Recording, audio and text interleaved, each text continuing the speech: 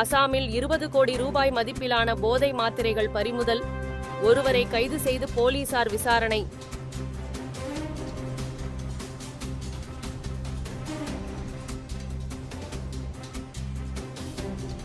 மதுரை மீனாட்சி அம்மன் கோயில் அஷ்டமி சப்பரம் தேர் திருவிழா கோலாகலம். ஏராளமானோர் கலந்து கொண்டு சுவாமி தரிசனம்.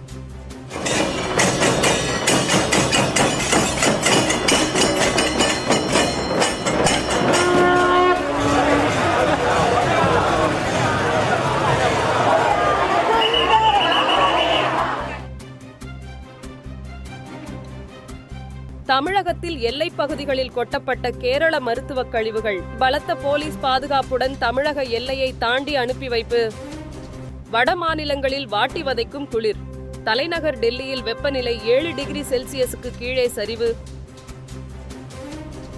உத்தரப்பிரதேச அருகே பிலிபித் மாவட்டத்தில் காலிஸ்தான் பயங்கரவாதிகள் 3 சுட்டுக்கொலை.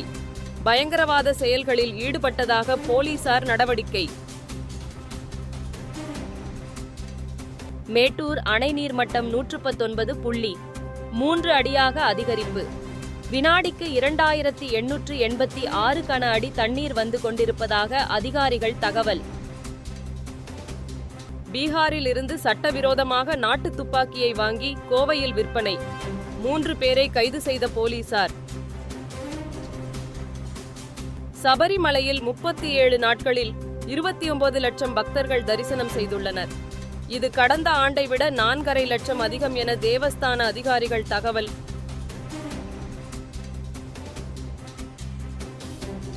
அசாம் மாநிலத்தில் ராணுவ வாகனம் பள்ளத்தாக்கில் விழுந்து விபத்து. உசிலம்பட்டியைச் சேர்ந்த ராணுவ வீரர் உயிரிழப்பு. இணையவழி குற்றங்கள் தொடர்ந்து அதிகரிப்பதன் எதிரொலி. மக்களிடம் விழிப்புணர்வு ஏற்படுத்தும் பணியை மொபைல் போன் வாயிலாக மத்திய உள்துறை அமைச்சகம் துவக்கி வைப்பு.